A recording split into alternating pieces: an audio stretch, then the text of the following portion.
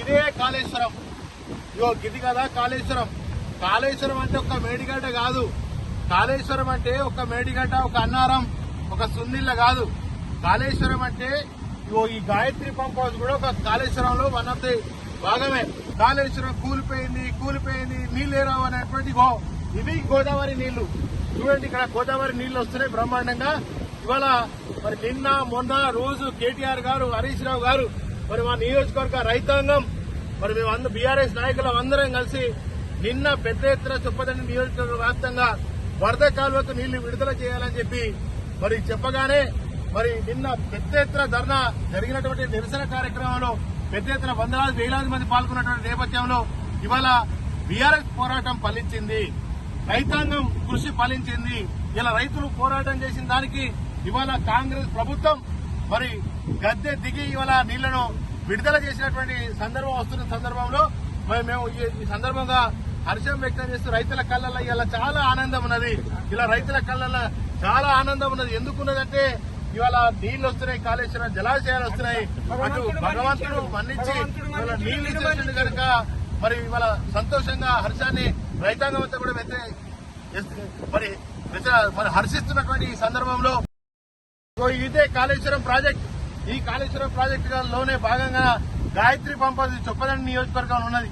ఎప్పుడన్నా వచ్చి చూస్తే తెలుస్తుంది ఈ రేవంత్ రెడ్డి గారికి. కానీ తెలియకుండా ఇష్టం వచ్చినట్టు కేసీఆర్ గారిని బదనాం చేయాలని ఇవాళ కేసీఆర్ గారి మీద అనేక రకాలైనటువంటి ఆరోపణలు చేసి, అసత్యపు ఆరోపణలు చేసి ఆయనను ఇవాళ అనేక నిందలు మోపే ఒక ప్రయత్నం ఇవాళ కేసీఆర్ గారి మీద ఎన్ని చేసిర్రో. మరి నీళ్లు తన్నుకొని మళ్ళా రైతాంగానికి వస్తున్నటువంటి సందర్భంలో నిజంగా చేతులెత్తి ఆనాడు మరి పెద్ద ప్రయత్నం చేసినటువంటి కేసీఆర్ గారికి ప్రత్యేక ధన్యవాదాలు చేస్తా ఉన్నాం.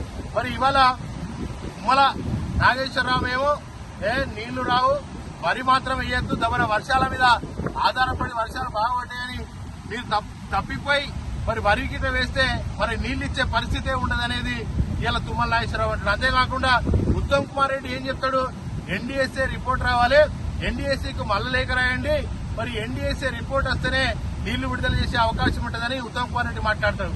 అంటే ముఖ్యమంత్రి అసలే నీళ్లు ఇయ్య అంటాడు, మరి వరి వేయద్దు అని చెప్పి అలా మరి తుమ్మల నాగేశ్వరరావు మంత్రి అంటాడు. ఇవాళ ఎన్డీఎస్ఏ రిపోర్ట్ వస్తేనే మరి నీళ్లు ఇచ్చే అవకాశం ఉంటుందని ఉత్తమ్, అంటే మా ముఖ్యమంత్రిది ఒక మాట, మరి వ్యవసాయ శాఖ మంత్రిది ఒక మాట, మరి అదేవిధంగా నీళ్ల శాఖ మంత్రిది ఒక మాట. మరి ఇది ఎవరి మాట ప్రజలు ఇక్కడ తెలంగాణ రైతాంగం నమ్మాల్సినటువంటి పరిస్థితి ఉందో. ఎన్డీఎస్ఏ ఒకటే చెప్పింది, ఎన్డీఎస్ఏ మీద నెపం పెట్టి తెలంగాణ రైతాంగాన్ని ఇవాళ మోసం చేసే ప్రయత్నం కాంగ్రెస్ ప్రభుత్వం చేసింది.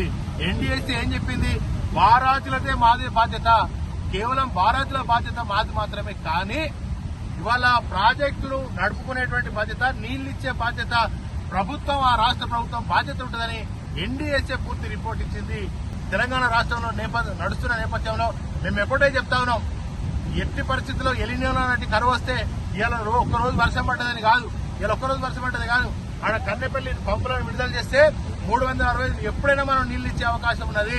ఆడ కుండ బిందెల నీళ్లు ఉన్నట్టు ఎప్పుడు మనం గ్లాసు నింపుకొని మరి వీళ్ళకి ఇచ్చినట్టుగా మనం ఇచ్చే అవకాశం ఉన్నా కూడా ఇవ్వకుండా ఇన్ని రోజులు మరి రైతాంగాన్ని ఇబ్బంది పెట్టినటువంటి పరిస్థితి జరిగింది. అంతేకాకుండా నారుమడులు ఎండిపోయినాయి. ఇవాళ నారులు ఎప్పుడు వేసుకుంటారు, ఇలా జూలై మరి 29 తారీఖు వచ్చినాం. ఇవాళ ఇప్పటికీ ఇంకా నాట్లేసిన పరిస్థితి రాలేదు కనుక వెంటనే ఇదే కంటిన్యూషన్ చేయాలి.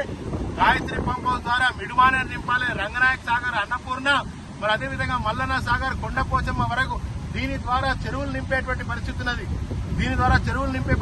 ఓటీలు ఉన్నాయి కనుక ప్రతి చెరువు, ప్రతి రిజర్వాయర్ ను నింపాలని చెప్పి కాంగ్రెస్ ప్రభుత్వాన్ని డిమాండ్ చేస్తా ఉన్నది.